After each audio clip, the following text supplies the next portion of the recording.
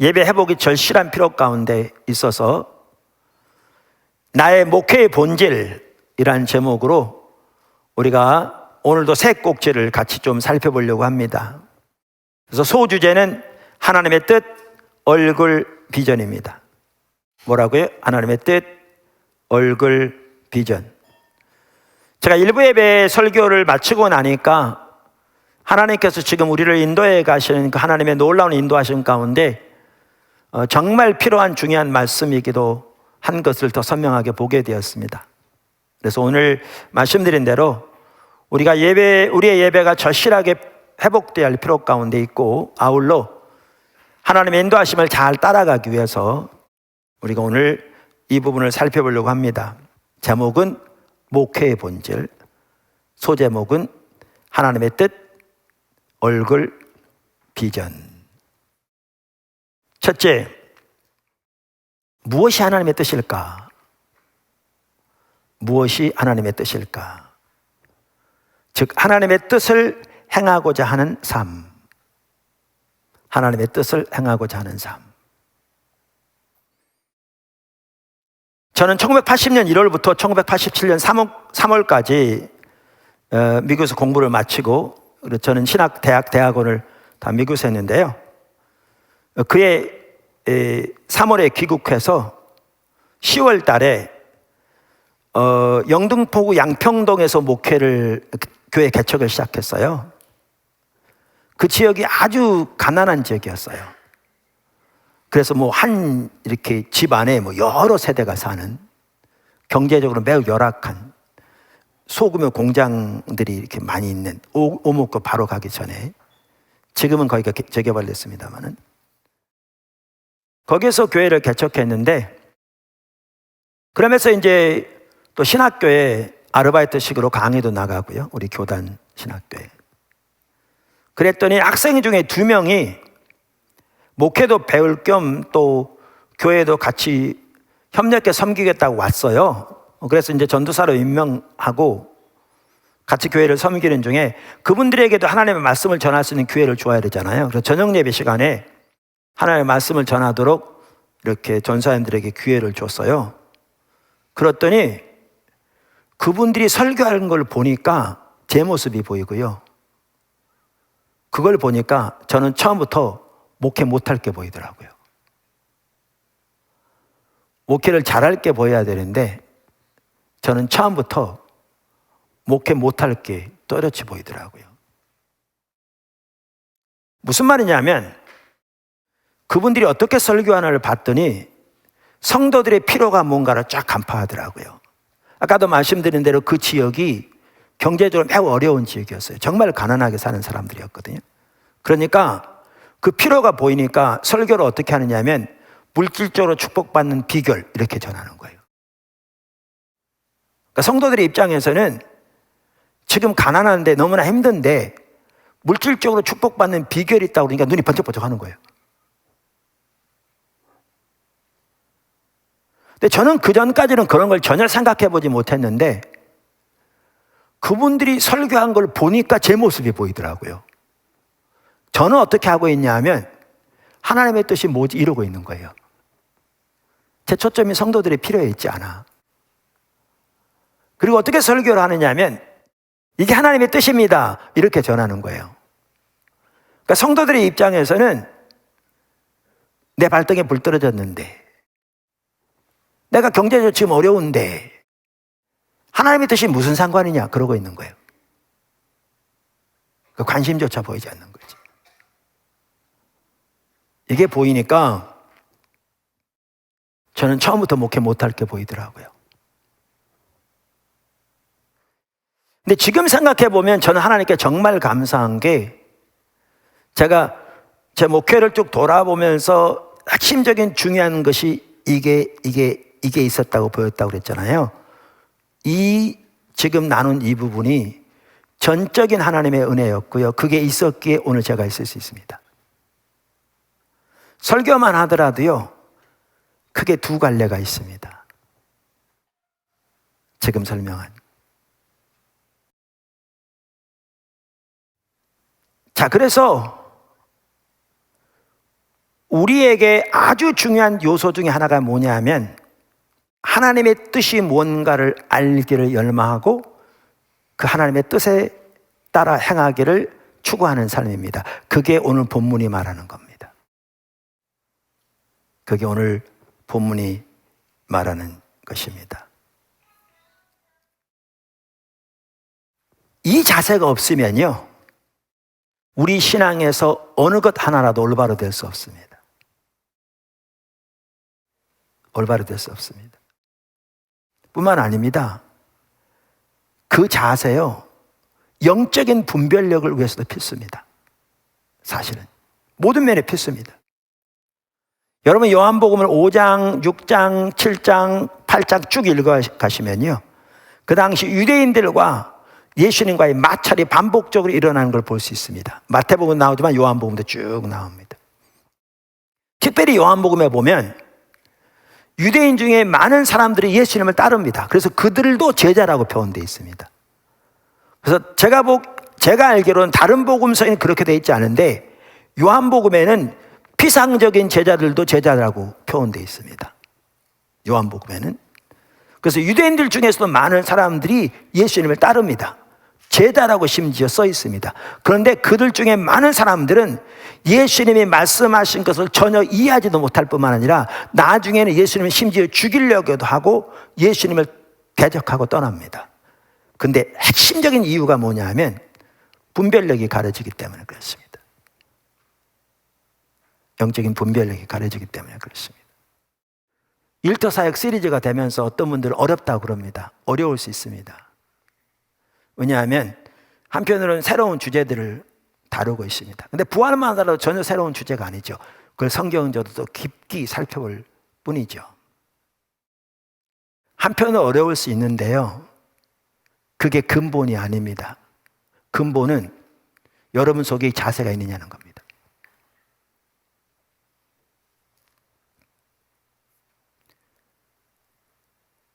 마음이 가난하며 심령에 통회하며 하나님의 말씀 앞에 떠는 자세가 있느냐는 거죠. 하나님의 뜻이 뭘까? 하나님의 뜻을 알기를 고민하며 그래서 그 뜻을 따라 행하기를 열망하고 추구하는 그 자세가 있느냐는 겁니다. 이게 관건입니다. 이 자세가 있다면 제가 심지어 많은 경우에 원고까지 올려놨고 원고를 다운받아서 읽고 성경 구절 찾아보고 필요하면 다시 읽고 설교 다시 들으면서 그럼 하나님께서 놀라우게 깨닫게 해주시겠죠. 근데 문제는 이 자세가 없다면 어느 것도 가능하지 않죠. 말씀이요, 편히 앉아서 자기가 원하는 것을 채워주라는 것밖에는 없는 거죠. 하나님께서 포도나무교회를 다음 세대를 위한 사역으로 확 방향을 틀어가실 때 저에게 보이셨던 게 그겁니다. 장년들에게 하나님께서 반복적으로 하나님의 길을 전하게 하셨는데 근본적으로 이 자세가 없으니까 돌이켜지지 않는 거죠. 그래서 여러분, 코로나 시대 이런저런 얘기 많이 할 수 있습니다. 이런 얘기도 할 수 있어요. 설교가 길다 무슨 말인지 모르겠다, 다 좋습니다. 한 가지만 보십시오. 내 속에 이 자세가 있는가? 내가 지금 하나님의 뜻이 뭔가를 알기에 고민하고 있는가? 하나님의 뜻을 알아 행하기를 열망해서 고민하고 찾고 추구하고 있는가? 다른 거 얘기할 필요 없습니다. 이게 없다면 여러분의 신앙은 심각하게 침체되어 있습니다. 다른 건 얘기할 필요가 없습니다. 그리고 그런 자세에서 나온 모든 말은 좀 심하게 말하면 괴변일 수 있습니다. 왜냐하면 분별력이 완전히 가려진 상태이기 때문에. 그리고 그 자세 없이 올바른 신앙 가능하지 않습니다. 그래서 지금은 예배 회복을 위해 간절히 기도하되 이 자세가 회복되기를 위해 간절히 추구해야 합니다. 할렐루야. 두 번째, 오늘 세 가지 꼭지가 있다고 그러는데 두 번째가 뭐라고 그랬죠? 첫째가 하나님의 뜻, 얼굴, 비전. 그러니까 제 목회를 이렇게 딱 돌아봤더니요, 이렇게 중요한 핵심적인 게 세 개가 딱 보이는데, 두 번째가 하나님의 얼굴을 구하는 삶으로 전환시켜 주신 거였어요. 두 번째는 하나님의 얼굴을 구하는 삶으로의 전환. 말씀드린데 오늘 나눈 내용들은 여러분이 많이 들었던 내용들입니다. 근데 많이 들은 게 중요한 게 아니고 정말 핵심적인 내용들입니다. 우리가 주님을 따라가기 위해서 생명과도 같은 중요한 요소들입니다. 양평동에서 1년 동안 목회를 했는데요, 철저한 실패로 끝났습니다. 그래서 1년 후에 교회를 송파구 오금동으로 이전하게 되었습니다. 그러니까 올림픽 공원 근처에, 지금 바로 그 옆에 방의역이가 들어와 있는 거리로. 그러니까 1987년 10월에 교회를 시작해서 1989년 1월에 이제 오금동에서 이전해서 예배를 드리기 시작했습니다. 거기 가서도 나름대로 열심히 했습니다, 목회를. 근데 잘 안 되더라고요. 그래서 제 머릿속에는 사역은 거의 불가능한 것이다 라는 게 아예 각인돼 있었어요. 그러니까 여러분들이 서부 영화 보시면 야상말 잡으면 자기 거랑을 표시하기 위해서 이렇게 달고 가지고 몸에다 찍어버리잖아요. 이렇게 아예 새겨져 버리잖아요. 그런 것처럼 제 뇌 속에, 머릿속에 사역은 거의 불가능한 것이다라는 것이 아예 각인돼 있을 만큼 안 되더라고요. 그 당시 제 느낌에는 하나님이 저를 지하에 가둬놓으시고 사방을 막으시고 팍팍 밟으시는 것 같았어요. 제 느낌이 그랬다 그 말이죠. 하나님을 그렇게 표현하면 안 되죠. 그리고 하나님은 정말 그 상황에서 선한 놀라운 은혜를 저에게 베푸셨습니다. 이따 보시면 알겠죠. 그랬습니다. 그러던 중에 저의 인생에 없어서는 안 될 가장 소중한 전환점이 그 당시에 있었는데요, 그게 1991년 9월경이었습니다. 그 당시 성도가 한 30명 됐습니다, 정작년. 그래서 작년 구역이 두 구역이었어요. 근데 그 두 구역 중에서 한 구역이 구역 예배 모이면 모여서 교회에 대해 불평하고 목회자인 저에 대해 불평하고 그러더라고요. 그러면서 모두가 교회를 떠나려고 그러는 거예요.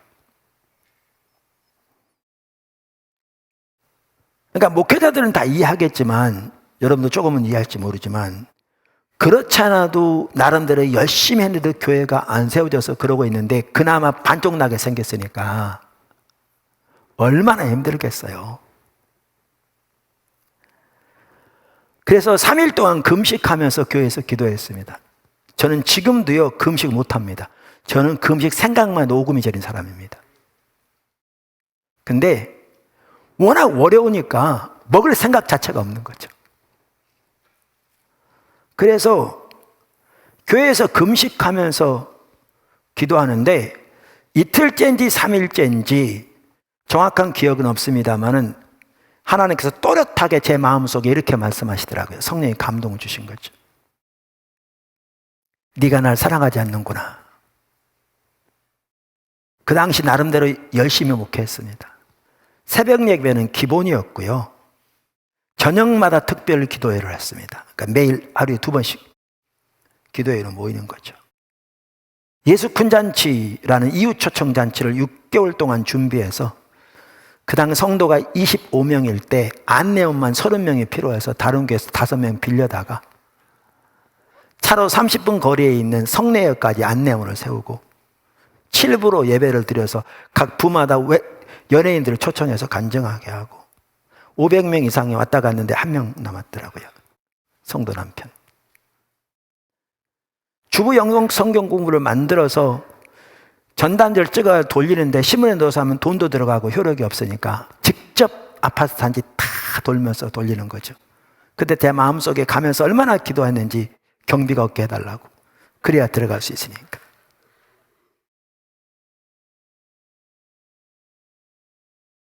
청년들과 함께 아파트 단지 내에 가서 찬양하면서 그 지역을 위해 기도하고, 사람들이 지나가다 쳐다보면 좀 창피하기도 했지만 노방전도팀 나가 전도하고, 전도 대상자들을 대상으로 매주 한 번씩 전도 편지 보내고 등등. 그뿐 아니라 그 지역이 부천이었는데 우리 아이들이 옷이 허름하니까 학교에서 놀림을 당하는 거예요. 다행히 우리 막내는 애들이 왜 놀리는지 모르니까 상처를 덜 받았지만,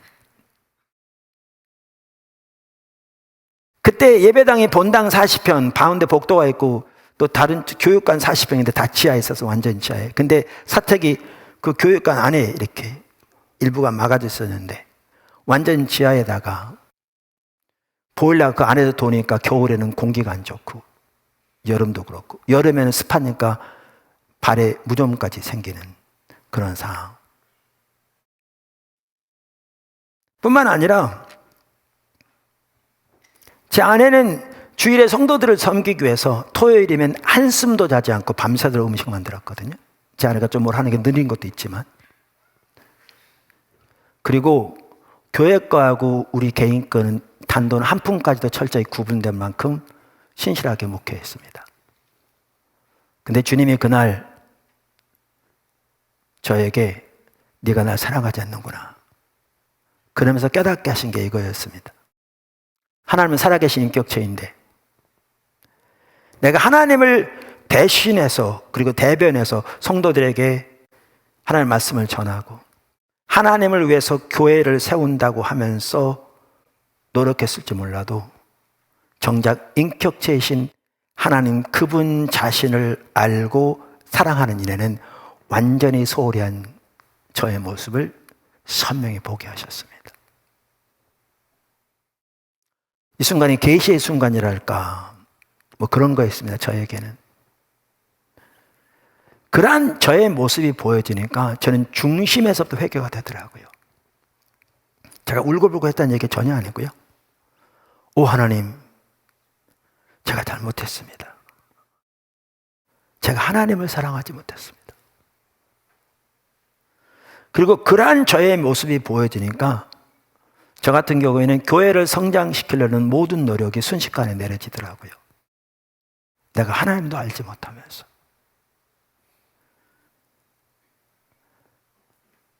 그러니까 제가 목회를 소홀히 했다는 얘기가 아닙니다.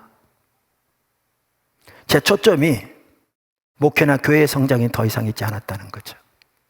그래서 그때부터 집중적으로 하나님을 알기를 추구하기 시작했습니다. 이 설교요, 하나님을 안다는 말이 성경의 토대에서 무슨 말인지를 올바로 이해하지 못하면 전혀 이해하지 못합니다.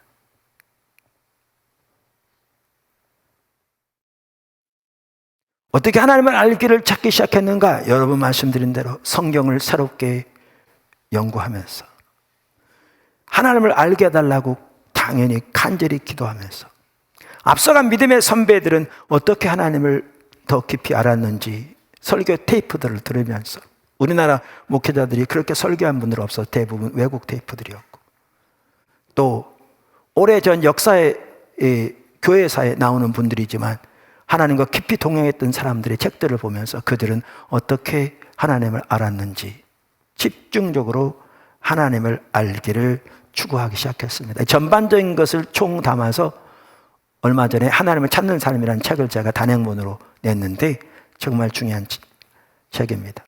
이렇게 한 6개월씩 지났을까요? 하루는 교회 봉고를 타고 어딜 가는데 저는 이렇게 봉고를 타면 CBS 라디오를 많이 들었어요. 뉴스 들으려고. 근데 CBS 라디오를 딱 켰는데 5분 설교가 나오더라고요. 그러면서 설교하는 분이 본문에 읽는데 이 구절을 읽으셨어요. 시편 37편 4절. 또 여호와를 기뻐하라. 그가 내 마음의 소원을 이루어 주시리로다. 근데 여기 여호와를 기뻐하란 말은 우리가 어떤 기쁜 일이 있을 때 막 기쁜 것처럼 하나님 그분이 너의 기쁨이 되라 그 뜻이잖아요.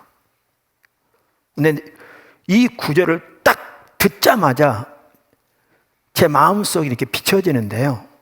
내가 이렇게 하나님을 알기를 추구한다고 하면서 주님을 구하고 있는데 제 마음속 저 뒤편에 표면적으로는 안 나타날지 몰라도 이렇게 하나님을 구하면 하나님이 내가 섬긴 이 교회를 이상적으로 세워주시겠지라고 생각하고 있는 내 모습을 딱 보이시더라고요. 다시 말하면 하나님을 찾는다고 하는 것마저도 사역을 위한 부분적일진 몰라도 수단이 되어 있는 제 모습을 선명히 비추시더라고요. 제가 운전하고 하는데 너무너무 죄송하더라고요, 하나님 앞에.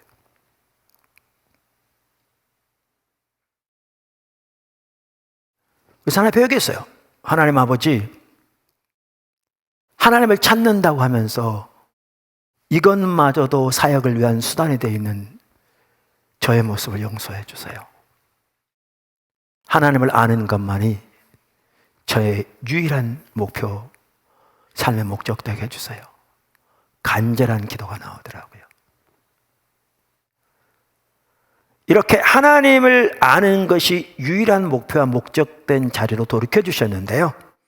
그러면 제가 성경을 아까 새롭게 읽고 또 주님을 알기를 추구하는 과정에서 보니까 성경에 나오는 하나님의 귀한 사람들은 다 그렇게 하나님을 아는 것이 그들의 삶의 일생에서 유일한 목표와 목적이었더라고요.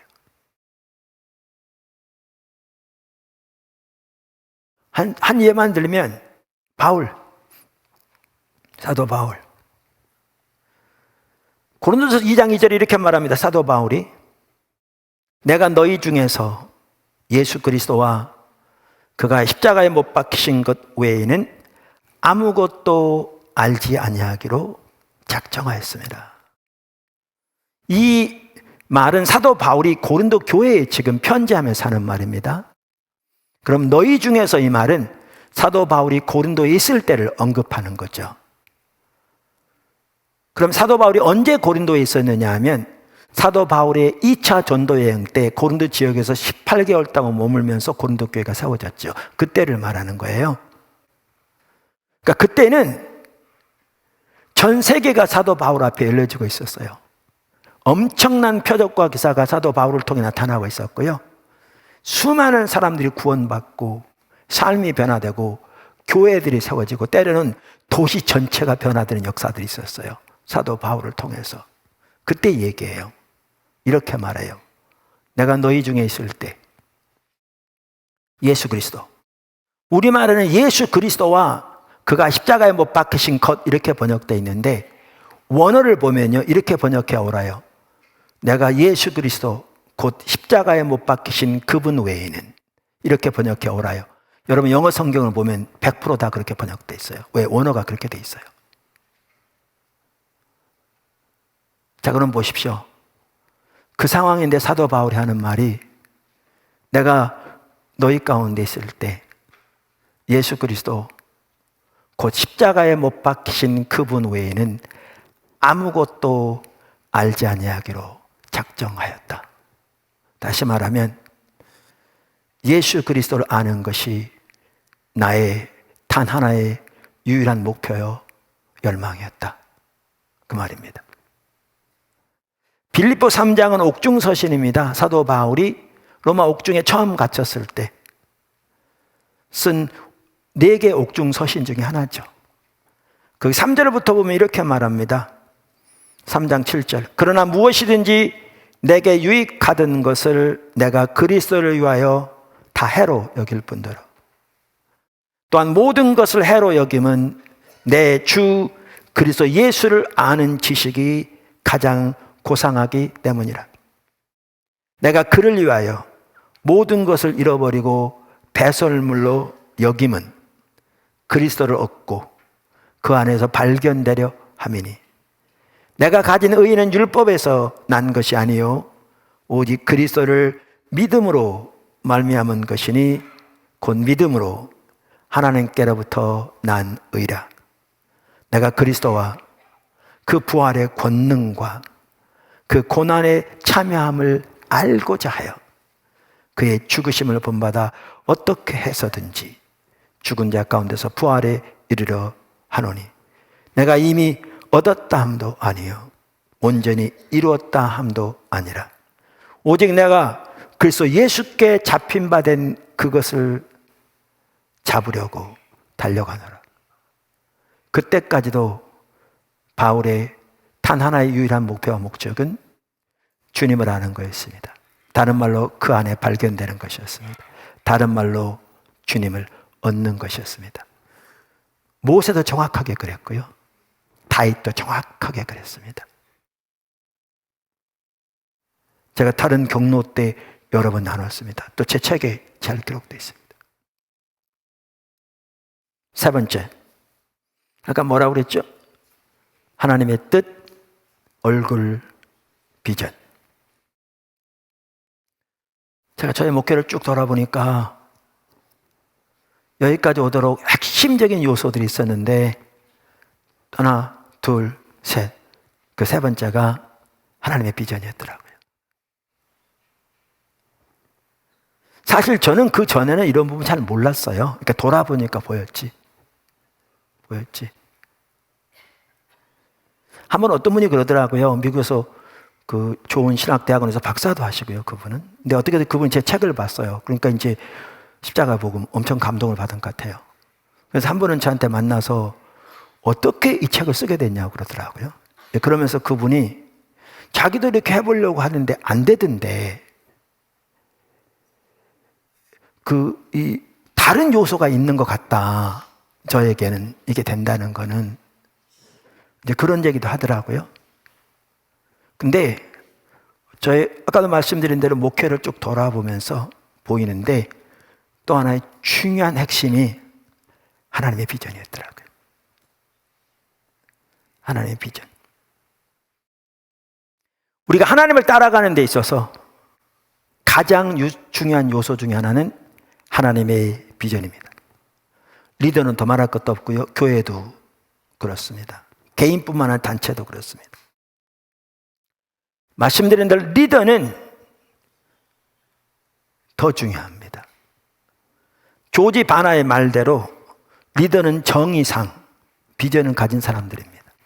그러니까 이 책에 있어서 그 영어로 더 Power of Vision이라는 책이 있는데 조지 바나 박사가 쓴 정말 좋은 책입니다.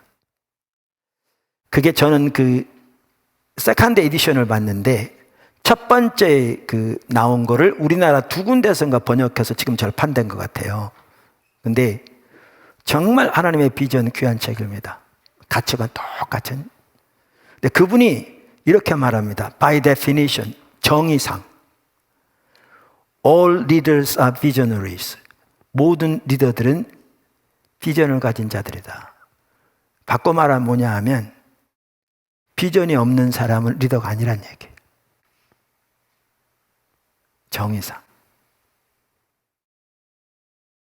저 개인적으로도 사실 1992년 1월까지 하나님 비전이 없었습니다. 제가 소명이 없었다는 얘기 아니면 저는 고등학교 3학년 때 하나님이 구체적으로 주의적으로 부르셨어요. 그 뒤로 한 번도 그 부르심에 대해서 다른 생각을 해본 적이 없고요. 모든 제 삶을 그 하나님의 소명에 맞춰 살아왔거든요. 저는 미국에서 공부하면서도 공부가 그렇게 재밌더라고요. 그러니까 성적도 좋았죠. 그러니까 주변에 저한테 교수 되라고 그런 사람들이 많았었어요. 근데 저는 교수가 될 생각을 단 한 번도 해본 적이 없어요. 왜냐하면 저는 목회자로서 저의 부르심을 또렷하게 알고 있었기 때문에. 그런데 92년 1월 이전에는 하나님의 비전이 전혀 없었어요. 그 말이 뭔 말이냐면 그걸 어떻게 알게 됐냐면요. 그래서 사실 소명과 비전은 다르거든요. 이제 책에 있습니다. 포도나무교회 사역을 위한 하나님의 비전 여기에 다 설명되어 있습니다.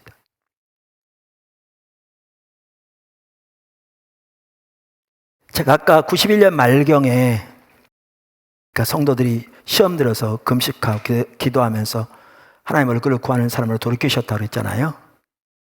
그랬는데 그 연말이 됐는데 그 성도들이 남아있는 게 아니고 진짜 교회를 떠났어요. 한 구역 전체가.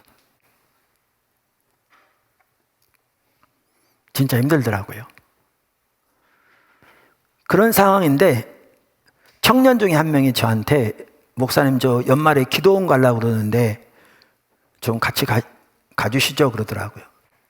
근데 그때 제가 목사라서 할 일도 별로 없는데 성도가 기도원 같이 가달라는데 싫어 너나 가 그러겠어요? 그래서 같이 갔어요. 제가 오늘 이 설교를 이렇게 최종적으로 점검하다 보니까 거기 하나님 손길이 있었더라고요. 그 청년을 통해서 기도원 가게 하시고 또 하필이면 그 기도원 가게 하신 이게 하나님의 구체적인 섭리 계획이 운행하심이 있었더라고요. 너무 감사하게. 제가 너무나 힘드니까요. 밥 먹을 생각이 없었어요. 그러니까 저는 무식해가지고 안 먹으면 이 안 닦아도 된 줄 알았어요. 그랬더니 그때 전사도 같이 갔었는데 저한테 그러는 거예요. 목사님 이 좀 닦으시죠. 그러니까 그런 걸 신경 쓸 겨를 자체가 없는 정신이 나가 있는 상태였죠. 완전히. 근데 그 기도원은 그 당시에 매우 빨리 성장하고 있는 교회의 기도원이었는데요. 그 담임 목사님이 이제 연말연시 소위 말하는 대축복성에 인도하기 위해서 설교하는데 12월 31일 저녁 예배 설교, 그 다음 1월 1일 오전 설교를 딱 들었는데 제 눈에 뭐가 보이냐면 그분은 주님이 그분에게 와서 야 누구누구 목사야 내가 네 교회 그렇게 표현한다면 어떻게 되게 해주랴 그러면 주님 이렇게 해주세요. 이게 또렷하게 있는 게 제 눈에 보이더라고요. 설교 잘하고를 못하고를 떠나서 옆구리만 찌르면 그만 나오게 돼서 그러니까 그분은 설교에도 책을 써도 그렇게 그 부분을 다뤄요. 근데 그게 사람들에게 잘 어필되는 내용이에요. 그러니까 교회가 성장하고 있었어요. 근데 제가 보기에는 반은 성경적인데 반은 성경적이 아니었어요. 근데 그분은 지금 목회 안 해요. 근데 그게 딱 보여지니까 내 모습이 보이더라고요. 근데 내게는 그게 없더라고요. 그렇지 않아 힘들어가지고 갔는데 이런 내 모습이 보이니까 얼마나 힘들겠어요. 그래서 이게 보여지니까 기도라기보다는요 푸념이 나온 것 같아요. 그게 훨씬 더 정확한 말일 거예요. 제 속에서 푸념이 나온 거예요. 하나님이 제 이 말에 응답하시라는 것은 상상 자체를 안 했어요. 뭐라고 푸념이 나오냐면 진짜 입으로 말했는지 속으로 말했는지 기억이 안 나요. 주님 그럼 저는 교회를 어떻게 인도할까요? 그랬더니 주님이 마치 기다렸다는 듯이 그 말이 내 입에서 떨어지기가 무섭게 저에게 또렷하게 응답하시더라고요. 너는 이렇게 인도해.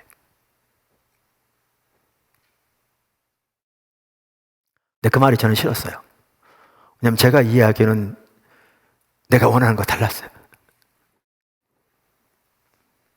근데 그때부터 하나님의 얼굴을 집중적으로 구하는 과정에서 헨리 블랙가비 목사님이 그걸 영적 랜드마크라고 그러잖아요. 그러니까 하나님께서 우리에게 임하셔서 하나님의 의중과 계획을 보이시는 특별한 사건들, 아까 지금 말씀 이런 사건처럼 이러한 영적 랜드마크들을 통해서 주님이 시대 어떤 일을 하고 계시고 그 어떤 하나님의 일로 저를 부르셨는지 또렷이 보이시더라고요. 다시 말하면 저의 사역을 위한 하나님 비전을 보이신 거죠. 이렇게 비전이 보이니까 조급함이 내려질 뿐만 아니라 하나님을 따라가는 전체적인 윤곽이 보이고요. 나아갈 방향을 알게 되겠더라고요. 뿐만 아니라 하나님의 비전이 보이니까 모든 걸 걸 수 있더라고요. 노아가 그랬듯이, 아브라함이 그랬듯이, 느헤미야가 그랬듯이, 다니엘이 그랬듯이, 바울이 그랬듯이. 하나님의 얼굴을 구하는 사람이 참 핵심이고 중요한데 그게 가장 첫 단추죠. 그게 돼야 나머지가 가능하거든요. 아까 두 번째 살펴봤던. 근데 하나님의 얼굴을 집중적으로 구하니까 저 같은 경우에 그 나타난 열매를 제 책 하나님 찾는 사람에도 이렇게 쭉 기록해 놨는데요. 사역은 곧바로 확장이 안 되는데 하나님의 생명의 역사는 곧바로 나타나더라고요. 신명기 30장에 나오는 그 말이 그대로 이루어지는 거죠. 뿐만 아니라 하나님의 얼굴을 집중적으로 구하니까 하나님의 임재가 회복될 뿐만 아니라 하나님께서 실제적으로 삶에서 통치하시며 인도해 가시더라고요. 그러면서 하나님의 인도를 따라 포도나무 교회가 세워지게 된 거거든요. 그대로. 하나님 의도하신 바가 안 되니까 어느 날 하나님께서 됐어. 너 처음부터 다시 시작해. 그래서 기도하는 중에 하나님께서 분당에서 교회를 개척하기 원하시고 이름마저도 그 당시 요한복음 15장에 나오는 열매 맺는 삶, 우리가 예수님 안에 예수님 우리 안에 친밀한 교제, 그다음 우리는 스스로 아무것도 할 수 없고 하나님 행하신 보고 온 사람을 동참하는 예수님이 그 삶을 사셨는데 그 삶이 우리 신앙의 핵심인데 그런 교회를 세우라는 의미로 이름을 포도나무 교회를 하라고 그러시다. 그래서 이 포도나무 교회가 그냥 나온 게 아니에요. 그 삶을 사는 교회를 세우라는 거예요, 주님이. 그래서 그렇게 포도나무 교회가 세워졌습니다. 그래서 처음 말씀드린 분당에서 교회가 개척돼 10년째 여기 이 본당하고 선교사 다 지워서 이리 사오게 되는데 교회가 세워졌는데 2년째 되는 해 교회 중직들 중심으로 40%가 교회를 떠났습니다. 여러 가지를 이렇게 고려해 볼 때 앞으로 8개월이면 교회 문 닫을 거라고 재정적인 걸 검토해 볼 때 그리고 교회를 떠났습니다. 앞에 안 보였습니다. 그래서 포도나무 교회 매년 통계가 나와 있는데 두 번째 말에는 통계조차가 없습니다. 그걸 제가 돌아볼 정신적인 겨를 자체가 없었습니다. 네, 하나님 특별한 은혜를 주셨습니다. 사방에 커튼 내리는 거죠. 누구도 쳐다보지 않습니다. 하나님만 바라봅니다. 그런데 그때 하나님이 저를 인도해 가신 인도하심, 그걸 이제 지금 용어로 말하면 우리의 사역을 위한 하나님의 비전, 여기에는 한 나라도 변화시킬 수 있는 소중한 게 들어있는 게 제 눈에 보이더라고요. 여기에는 저나 제 아내의 모든 생명을 다 드려도 조금도 손색함이 없을 소중한 게 들어있는 게 제 눈에 보이더라고요. 그래서 저와 제 아내는 우리가 죽기밖에 더 하겠냐, 그 말을 되뇌우면서 주님만을 지었습니다. 그래서 교회가 여기까지 온 겁니다. 비전이 보이면 걸 수 있습니다. 그리고 하나님 뒷받침하십니다.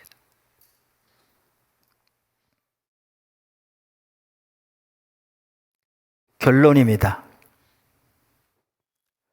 하나님께서 지금 이 시점에서 또한 교회를 정말 놀랍게 인도하고 계십니다. 일터사역, 산위의 도시, 선교적 교회, 관계 중심 전도를 통한 대임령의 성취와 각 사람이 일터사역을 통해 선교사적 삶으로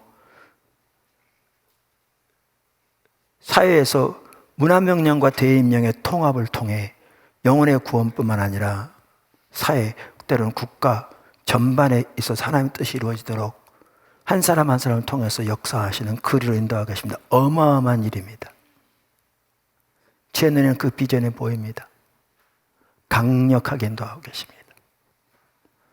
이 시점에서 우리 코로나로 인해서 아까도 말씀드린 대로 절박하게 예배가 회복돼야 할 필요가 있는데 우리 포도나무교회 모든 지체들 원래로 돌아가야 합니다. 그러면서 우리가 돌아가야 할 가장 핵심적인 꼭지 중에 3개를 오늘 살펴본 겁니다. 이게 우리에 있는가 보시면, 이게 내 삶 속에 있는가를 보시면, 그러면 내가 올바른 자리에 있는지, 아니면 하나님을 진짜 천리말리 떠나는데도 모르고 있는지 알게 될 겁니다. 하나님 뜻이 뭘까? 하나님의 뜻을 행하고자 하는 삶. 하나님을 아는 것이 인생의 유일한 목표와 목적이 되는 삶. 하나님의 비전을 쫓는 삶. 저는 포도나무 교회가 모두가 이 자리로 회복되어서 지금 하나님께서 말씀드리는 정말 놀라운 일로 우리를 인도하고 계신데, 그렇게 하나님의 비전에 우리 모두가 힘을 합해서 주님 의지해서 감사함으로, 주님 은혜로